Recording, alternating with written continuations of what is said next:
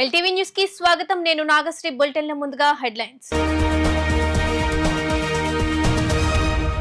నీతి ఆయోగ్ ప్రతినిధులతో భేటీ అయిన ముఖ్యమంత్రి చంద్రబాబు వికసిత్ ఆంధ్రప్రదేశ్ కోసం విజన్ 2047 విజన్ డాక్యుమెంట్ రూపకల్పన సిద్ధం చేయాలని సూచన.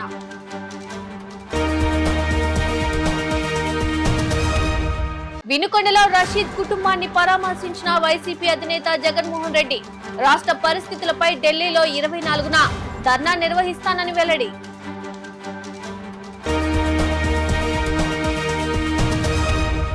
మాజీ ముఖ్యమంత్రి జగన్ కు కౌంటర్ ఇచ్చిన జనసేన నేత నాగబాబు జగన్ శవ రాజకీయాలు మానుకోవాలని హితవు.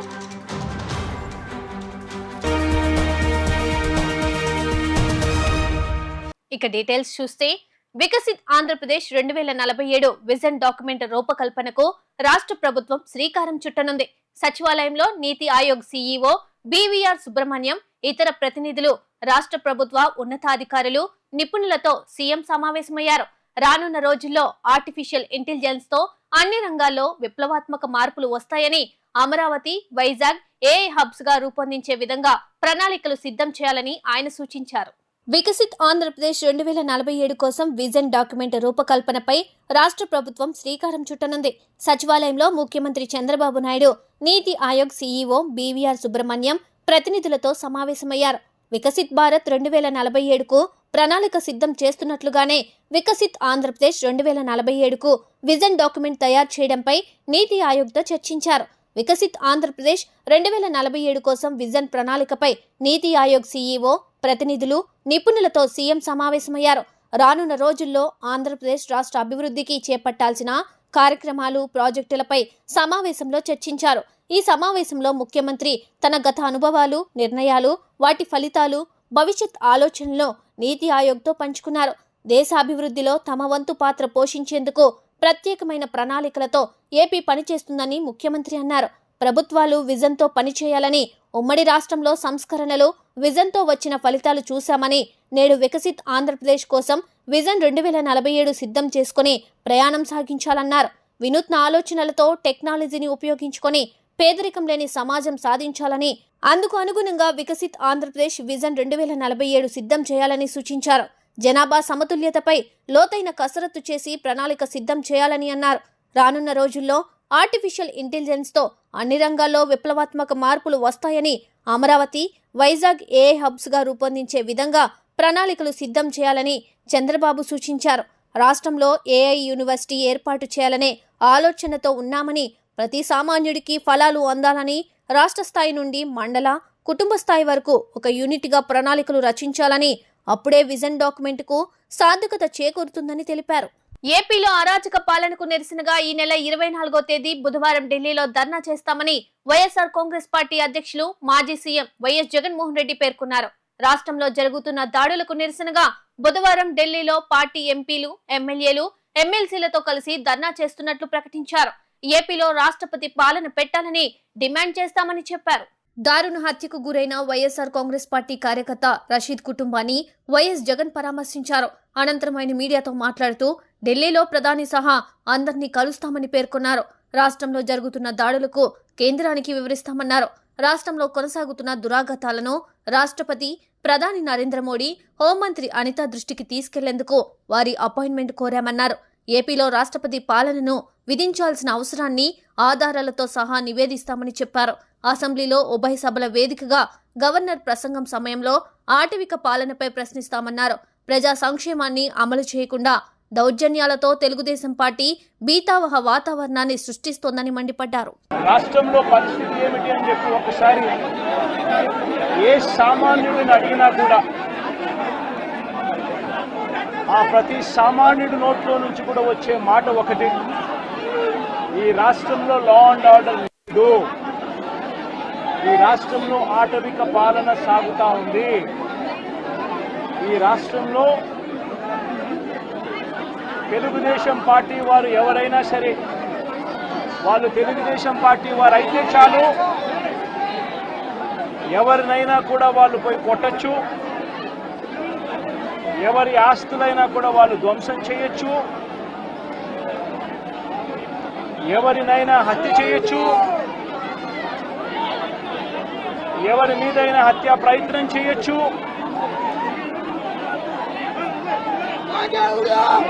వాళ్ళు ఏమి చేసినా కూడా పోలీసులు ప్రేక్షక పాత్ర మాత్రమే పోషిస్తారు. అసెంబ్లీ రోజున, గవర్నర్ ప్రసంగం రోజున ఉభయ సభలను ఉద్దేశించి గవర్నర్ మాట్లాడే ప్రసంగంలో గవర్నర్ను ఖచ్చితంగా నిలదీస్తూ, గవర్నర్ ప్రసంగాన్ని అడ్డు తగులుతూ గవర్నర్ను ఖచ్చితంగా నిలదీస్తూ వైఎస్ఆర్సీపీ గలం విప్పుతుంది. దాని తర్వాత ఖచ్చితంగా మళ్ళీ మంగళవారము వైఎస్ఆర్సీపీకి సంబంధించిన ఎమ్మెల్సీలు, ఎమ్మెల్యేలు, ఎంపీలు, రాజ్యసభ సభ్యులు, లోక్సభ సభ్యులు అందరూ కూడా ఢిల్లీకి వెళ్తారు. వెళ్ళి బుధవారము ఢిల్లీలో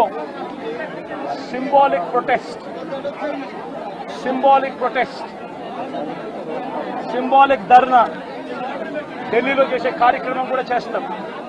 రాష్ట్రంలో జరుగుతూ ఉన్న దాడులు, రాష్ట్రంలో ఉన్న లా అండ్ ఆర్డర్ పరిస్థితులను దేశమంతా కూడా చూసేట్టుగా, దేశమంతా కూడా దీన్ని గమనించి, దేశమంతా కూడా దీన్ని వాళ్ళు కూడా ప్రొటెస్ట్ చేసే విధంగా దీన్ని హైలైట్ చేసే కార్యక్రమం చేస్తాం. ప్రధానమంత్రి గారి అపాయింట్మెంట్ ఇప్పటికే అడగడం జరిగింది. అమిత్ షా గారిని ప్రెసిడెంట్ అపాయింట్మెంట్ కూడా అడగడం కూడా జరుగుతుంది.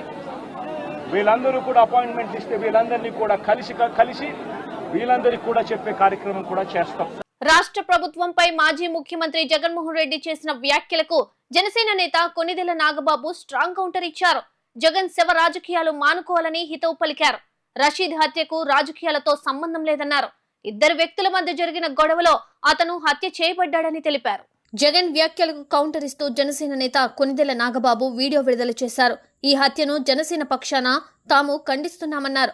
జగన్ పాలనలో ఎన్నో దారుణాలు చేశారని గుర్తు చేశారు. ప్రభుత్వ లోపాలను ప్రశ్నిస్తే కొట్టారని, ప్రతిపక్ష నేతలు గొంతెత్తితే కేసులు పెట్టారని ఆగ్రహం వ్యక్తం చేశారు. అమాయకులైన ప్రాణాలను బలి తీసుకున్నారన్నారు. టీడీపీ, జనసేన, బీజేపీ నేతలపై పెట్టిన కేసులకు హద్దే లేదన్నారు. పోలీసు వ్యవస్థను పూర్తిగా నిర్వీర్యం చేశారని విమర్శించారు. ఐపీఎస్లను వైసీపీ నాయకులుగా మార్చి పని చేయించారని వ్యాఖ్యలు చేశారు నాగబాబు.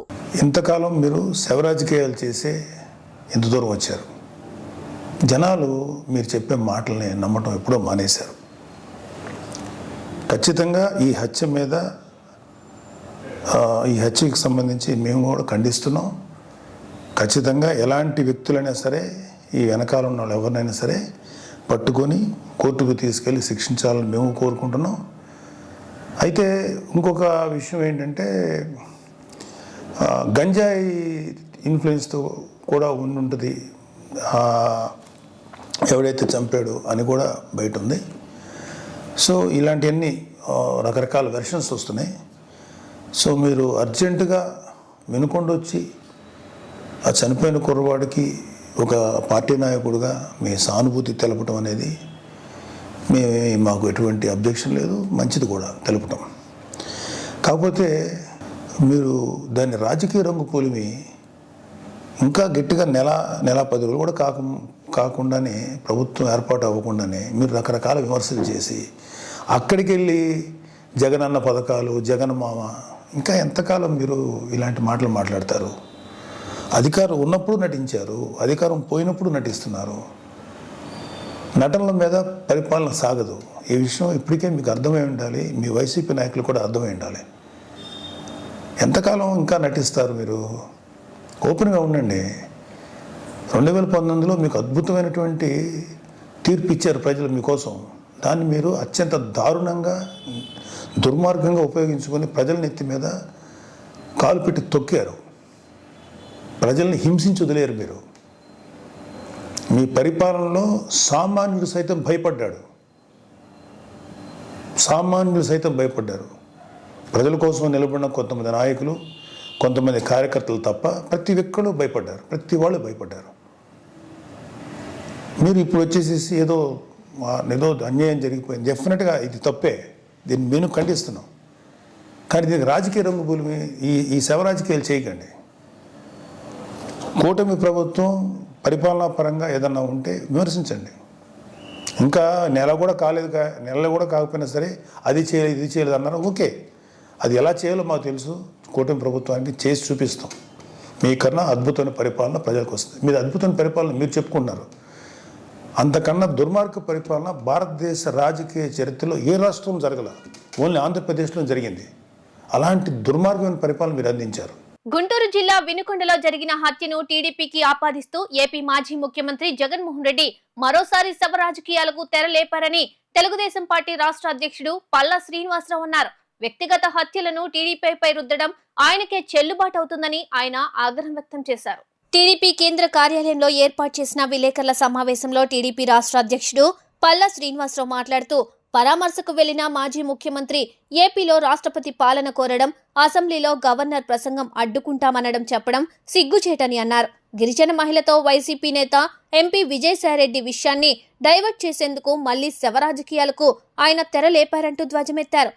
వ్యక్తిగత కక్షల్లో హత్య జరిగితే రాష్ట్రపతి పాలన కావాలని చెప్పడం, లేకపోతే కూటమి ప్రభుత్వం విషం చల్లడం, ఇదే కాకుండా ఈ దొరికినప్పుడల్లా జరిగిన 36 రోజుల్లోనే వీరు ఎప్పటికప్పుడు ఈ ప్రభుత్వం కేవలం హత్యలు చేయడానికే అధికారంకి వచ్చిందన్న విధంగా మీరు ప్రచారం చేయడం చాలా దారుణం అని చెప్పి ఈ సందర్భంగా తెలియజేస్తూ, అలాగే ఈరోజు ప్రజలందరూ కూడా వీళ్ళు ఒక తీరును కానీ చూస్తే, జగన్మోహన్ రెడ్డి గారు ఒక తీరును చూస్తే, నిన్న మొన్న జరిగినటువంటి సంఘటన ఏదైతే ఆ గిరిజన మహిళకు సంబంధించి విజయసాయిరెడ్డి గారితో ఏదైతే ఆయన వంచన చేశారనే విషయాన్ని డైవర్ట్ చేసి మళ్ళీ ఈ విషయాన్ని బయటకు తీసుకొస్తున్నారేమో అనే విధంగా ఉందన్న సంగతి మేము తెలియజేస్తున్నాం. తెలుగుదేశం పార్టీ కీర్తిశేషులు నందమూరి తారక రామారావు గారు స్థాపించిన దగ్గర నుంచి కూడా నేటి వరకు కూడా ఏ రోజు కూడా హత్యా రాజకీయాల్లో లేదన్న సంగతి మీరు తెలుసుకోవాలని చెప్పి ఈ సందర్భంగా తెలియజేస్తున్నాం. సుమారు 15 మంది కమ్మ వాళ్ళకు మంత్రి పదవులు ఇచ్చారని చెప్పడం, అదే కాకుండా తెలుగు మీడియం ఇంగ్లీష్ మీడియం తీసి తెలుగు మీడియం పెట్టారని చెప్పడం, అంటే ఏదో విధంగా తెలుగుదేశం పార్టీ మీద అసత్యాలు అబద్ధాలు చెప్పి ఒక ఫేక్ పర్సన్గా జగన్మోహన్ రెడ్డి గారు నడుస్తున్నటువంటి తీరు మీరు గమనించాలని చెప్పి ఈ సందర్భంగా తెలియజేస్తున్నాం. అలాగే జగన్మోహన్ రెడ్డి గారు నిజంగా చెప్పాలంటే గడిచిన 5 సంవత్సరాలు వారు ఏదైతే ఈ హత్యా రాజకీయాలు చేశారో, అంటే జగన్మోహన్ రెడ్డి గారు రాజకీయ రాక్షసత్వానికి మరి కేర్ ఆఫ్ అడ్రస్ ఎవరు ఉన్నారంటే అది జగన్మోహన్ రెడ్డి అని చెప్పి మేము తెలియజేస్తున్నాం. రాష్ట్ర హైకోర్టు న్యాయమూర్తిగా జస్టిస్ ఏవి రవీంద్రబాబు అందించిన సేవలు ప్రశంసనీయమైనవని హైకోర్టు ప్రధాన న్యాయమూర్తి జస్టిస్ ధీరజ్ సింగ్ ఠాకూర్ కొనియాడారు. ఏవి రవీంద్రబాబు పదవి విరమణ చేయనున్న నేపథ్యంలో హైకోర్టు మొదటి కోర్టు హాలులో వీడ్కోలు కార్యక్రమాన్ని నిర్వహించారు. ఈ సందర్భంగా జస్టిస్ ధీరజ్ సింగ్ ఠాకూర్ మాట్లాడుతూ 1962లో పూర్వపు ప్రకాశం జిల్లా అద్దకి మండలం తిమ్మాయిపాలెంలో రైతు కుటుంబంలో జన్మించిన రవీంద్రబాబు ప్రకాశం జిల్లాలో గ్రాడ్యుయేషన్ పూర్తి చేసిన పిదప నెల్లూరులోని విఆర్ న్యాయ కళాశాలలో న్యాయశాస్త్రం పూర్తి చేశారని వివరించారు. న్యాయ వృత్తిలో 3 దశాబ్దాల పాటు సేవలు అందించిన ఈయన ఎన్నో క్లిష్టమైన కేసులను ఎంతో సునాయాసంగా పరిష్కరించారని గుర్తు చేశారు. చట్టాల అభివృద్ధితో వివిధ కమిటీల్లో సభ్యులుగా పరిపాలనా వ్యవస్థను మెరుగుపరచడంలో ఎంతగానో దోహదపడ్డారని అభినందించారు. జస్టిస్ ఏవి రవీంద్రబాబు మాట్లాడుతూ, న్యాయమూర్తిగా తన ప్రస్థానంలో సహాయ సహకారాలు అందించిన ప్రస్తుత ప్రధాన న్యాయమూర్తితో పాటు పూర్వపు ప్రధాన న్యాయమూర్తులు, న్యాయవాదులు, తన పేషీ అధికారులు, సిబ్బంది ప్రతి ఒక్కరికి ధన్యవాదాలు తెలియజేశారు. We have all assembled here to bid adieu to our esteemed brother Justice Ravindra Babu, who is remitting office today. Justice Ravindra Babu was born in the year 1962 in Thimmaya Palam village of erstwhile Prakasham district. He had his primary, secondary and college education in Prakasham district. After graduating in arts, he completed his law course from VR Law College, Nellore. He was enrolled as an advocate on the rolls of Bar Council of Andhra Pradesh on 10th of June 1988 and joined the chambers of late Shri M.R. Chaudhary, who was a leading lawyer in criminal law in Chirala, where he practiced up to December 91 and thereafter shifted his practice to Adanki, He was selected as Munsif Magistrate and joined judicial service on 5th of May 1994 and worked at various places. He was promoted as Senior Civil Judge in the year 2005. He was appointed as a District and Session Judge in the year 2012 and worked as Principal District Judge before being appointed as Registrar General for the High Court of Andhra Pradesh at Amravati in December 21 and worked as such till his elevation as a judge of this court on 4th of August 2022. During the course of his judicial career spanning over 3 decades, Justice Ravindra Babu dealt with the most complex cases with considerable ease. Apart from his contribution in the development of law, Justice Ravindra Babu contributed even on the administrative side as a member of various committees.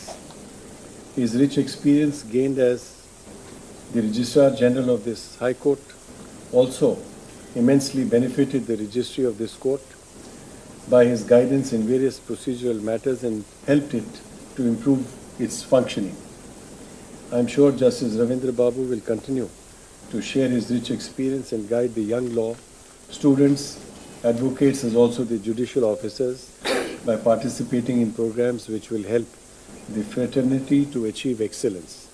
Although Justice Ravindra Babu is parting company with us as a sitting judge of this court, he shall forever be in our hearts as a member of our family.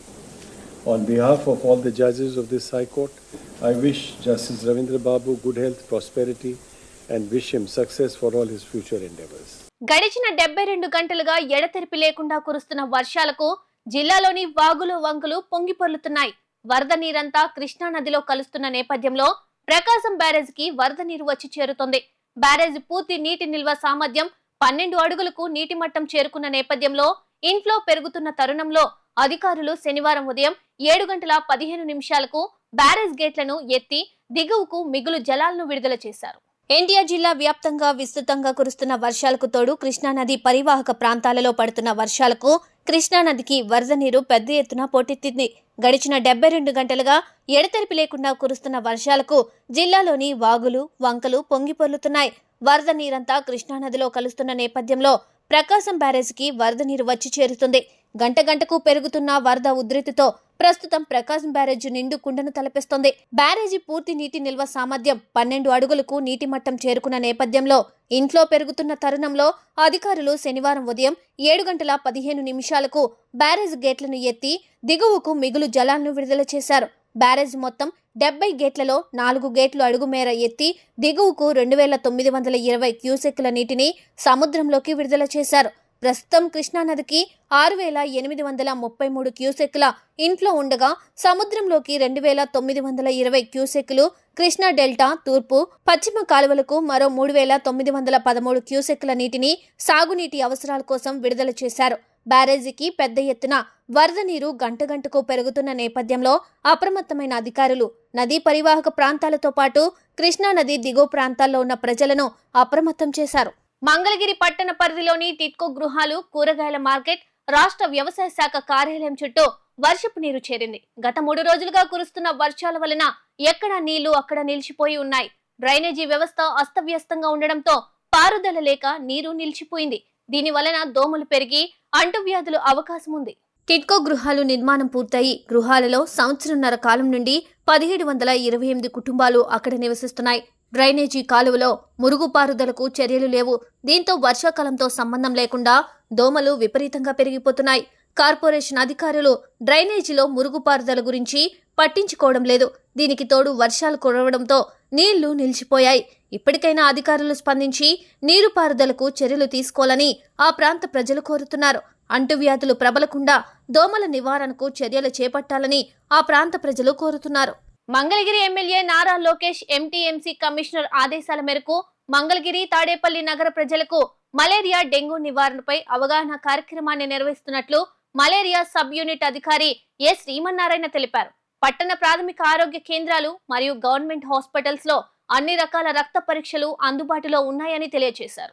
ఈ నెల 1 నుండి 31వ తేదీ వరకు నిర్వహిస్తున్న dengue వ్యతిరేక మాసోత్సవ కార్యక్రమంలో భాగంగా మంగళగిరిలోని రతనాల చెరువులో డెంగ్యూకి నివారణే ఉత్తమ రక్షణ నినాదంతో ప్రజలకు అవగాహన కార్యక్రమాన్ని నిర్వహించారు. ఈ కార్యక్రమంలో Koppurao colony medical officer doctor Srinivas, malaria sub unit అధికారి A Srimannarayana, supervisor M Sagar, health అసిస్టెంట్లు శ్రీనివాస్, నరసింహమూర్తి, నరసింహారావు, శానిటరీ సిబ్బంది, ఐఐఎన్ఎంలు, ఆశా వర్కర్లు తదితరులు పాల్గొన్నారు. ఈ సందర్భంగా వారు మాట్లాడుతూ గత 4 రోజులుగా కురుస్తున్న వర్షాలకు దోమల ద్వారా డెంగ్యూ, మలేరియా, బోధకాల వ్యాధులు వ్యాప్తి చెందే అవకాశం ఉందని అన్నారు. ఇంటి పరిసరాలను శుభ్రంగా ఉంచుకుంటూ కాచి చల్లార్చిన నీరు త్రాగాలని సూచించారు. జ్వరం, వాంతులు, విరోచనాలు ఉన్నవారు వెంటనే మీ దగ్గరలో ఉన్న గవర్నమెంట్ హాస్పిటల్స్ లేదా ప్రాథమిక ఆరోగ్య కేంద్రాల్లో చికిత్స చేయించుకోవాలని పిలుపునిచ్చారు. ఏఎన్ఎంలు, ఆశా వర్కర్లు ప్రతిరోజు దోమల నివారణ, డెంగ్యూ, మలేరియా వ్యాధులపై ప్రజలకు అవగాహన కార్యక్రమాన్ని నిర్వహిస్తున్నట్లు తెలియజేశారు. ఇక్కడ చాలా వర్షపు నీరు ఆగటం అనేది, ఈ పల్లపు ప్రాంతం అవటం వల్ల ఇక్కడ వర్షపు నీరు ఎక్కువగా చేరటం, తద్వారా దోమలు ఇలాంటివి ఇక్కడ స్ప్రెడ్ అవుతాయి. కాబట్టి దానివల్ల సీజనల్ డిసీజెస్ ఏవైతే మనకి ఇక్కడ ప్రజలకి వచ్చే అవకాశం ఉందో అవన్నీ కూడా మేము ఒకసారి అందరం చూసుకొని మానిటర్ చేసుకొని ఇక్కడ అందరికీ కూడా ఇంటింటికి గడప గడపకి వెళ్ళి మేము అన్ని జాగ్రత్తలు చెప్పడం జరుగుతుందండి.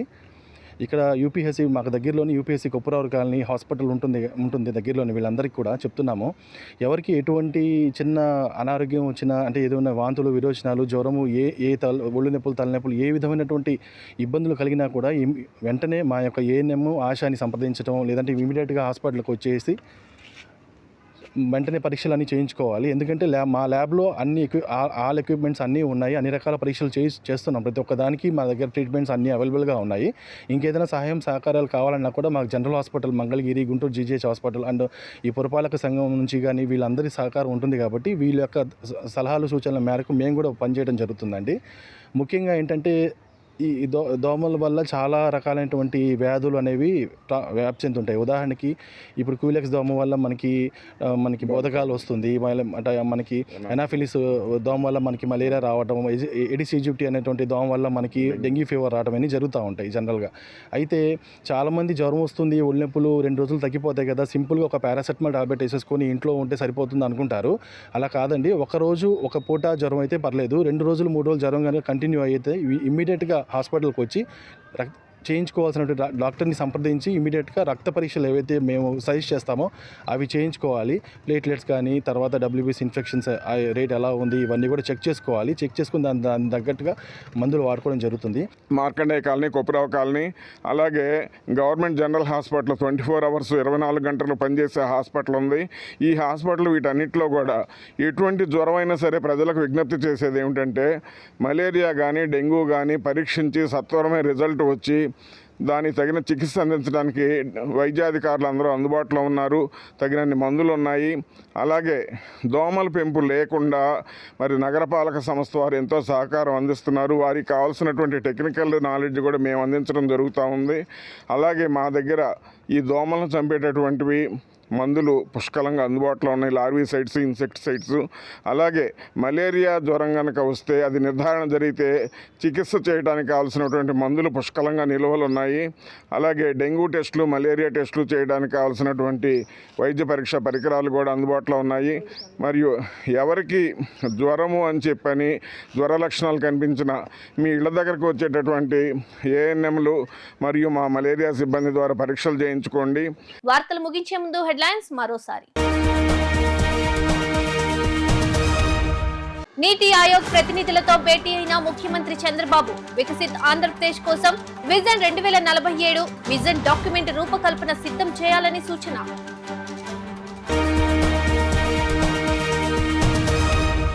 వినుకొండలో రషీద్ కుటుంబాన్ని పరామర్శించిన వైసీపీ అధినేత జగన్మోహన్ రెడ్డి, రాష్ట్ర పరిస్థితులపై ఢిల్లీలో 24న ధర్నా నిర్వహిస్తానని వెల్లడి.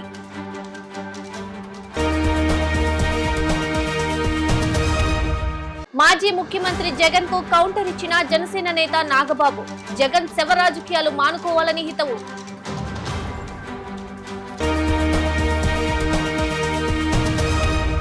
ఎల్టీవీ న్యూస్ ఇంతటితో సమాప్తం. తిరిగి మరో బులెటిన్ లో మళ్ళీ కలుద్దాం. అంతవరకు సెలవు, నమస్కారం.